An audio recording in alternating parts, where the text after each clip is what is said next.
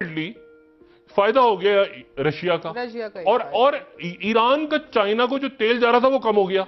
अब China Iran से तेल नहीं ले रहा, रशिया से ले रहा है। बिल्कुल सही। अब इंडिया भी ईरान से कम ले रहा है और रशिया से ज्यादा ले रहा है। देखिए ये जो जंग पूरी है ये यूक्रेन की, ये अपना पूरा एक ग्लोबल इंपैक्ट छोड़ के जा रही है। और आज यूके के प्राइम मिनिस्टर बोरिस जॉनसन ने कहा है कि हमें इस बात का शक है कि कमजोर होता हुआ जेलेंस्की जो है, जो आहिस्ता आहिस्ता जंग हार रहा है, वो कहीं मुआहिदा ना कर ले।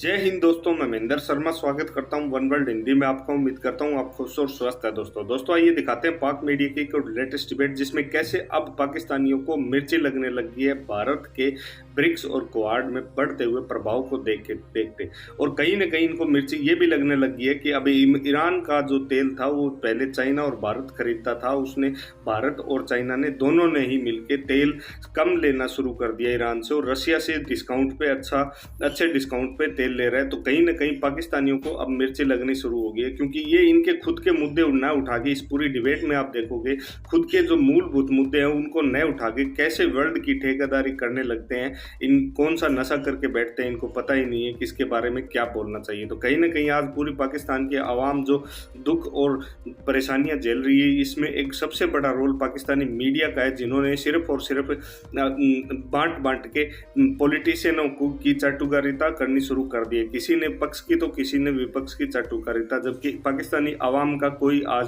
बोलबाला या कोई भी बात नहीं रखी जा रही है। तो दोस्तों देखिए डिबेट और कमेंट में अपनी प्रतिक्रिया जरूर दें। लास्ट में आपसे रिक्वेस्ट करूंगा, चैनल पर नए हैं तो चैनल को सबसे पहले सब्सक्राइब करें, लाइक शेयर कमेंट जरूर करें। दोस्तों जय हिंद, वंदे मातरम, भारत माता की जय। दो ब्रिक्स हुआ है ना,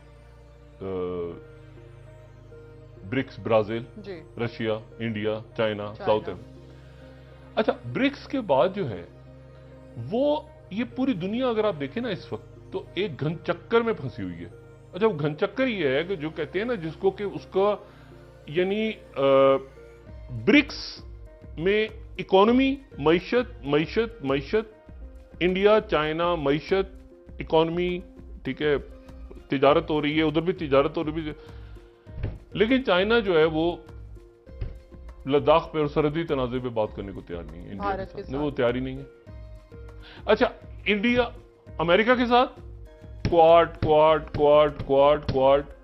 मईशत, टेक्नोलॉजी, फलाना ढिमाकना, लेकिन चाइना से जमीन कैसे छुड़वानी है इस पे अमेरिका बात करने को तैयार नहीं। यानी इंडिया ना वो एक तरफ से ब्रिक्स में फंस गया, एक तरफ क्वाड और ब्रिक्स के दरमियान इंडिया की फॉरेन पॉलिसी फंसी हुई है।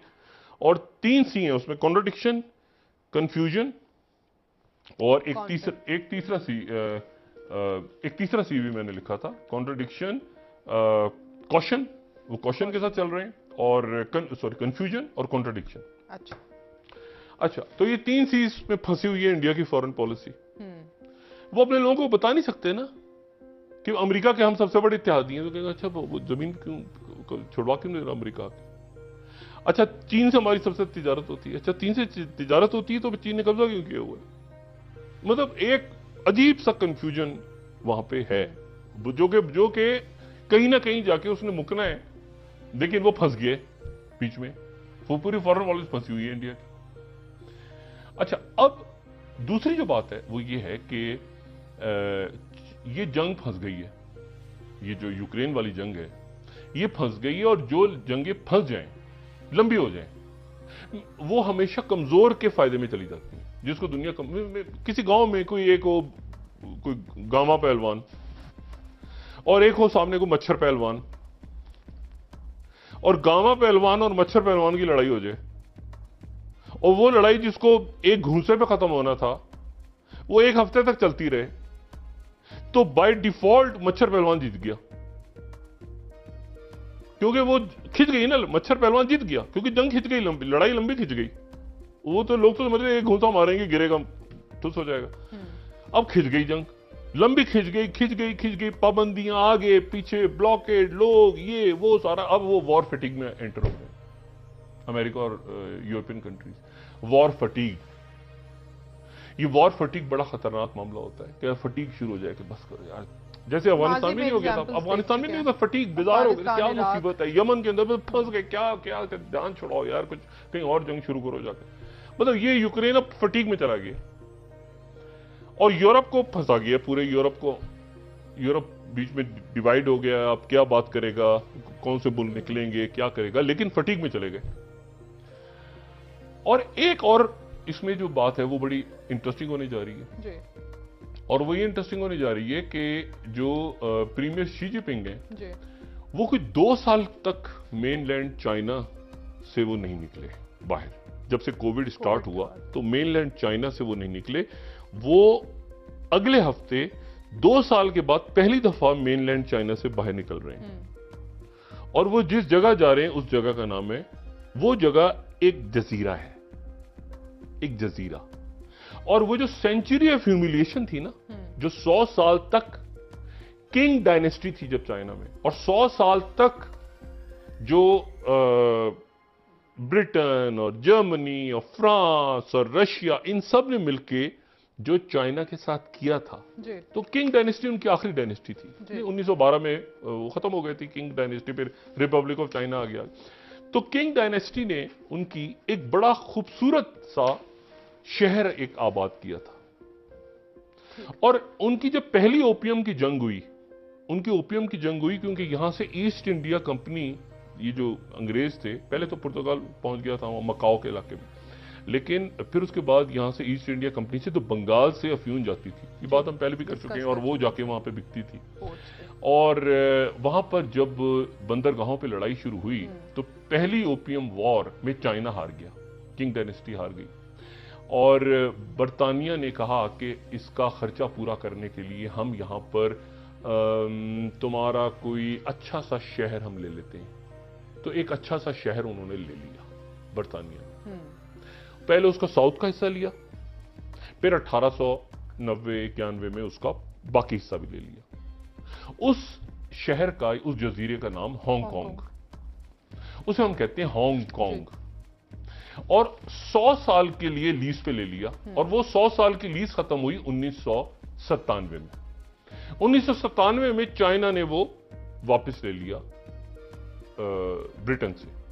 इस 100 साल के अरसे में वो क्राउन कॉलोनी रही। क्राउन कॉलोनी के मतलब उसके जो गवर्नर था वो मतलब क्वीन विक्टोरिया के दौर में हुआ था। तो विक्टोरियन हार्बर, और आप हांगकांग में जाए तो, और वहां पर मतलब हांगकांग वापस चाइना के पास चला गया जी। 1 कंट्री 2 सिस्टम्स, यानी वहां पे कैपिटलिज्म रहेगा और ये सारा, लेकिन अब वो चाइना का बराबर एक प्रॉपर हिस्सा बन चुका है, एक उनका एडमिनिस्ट्रेटिव जोन है जी।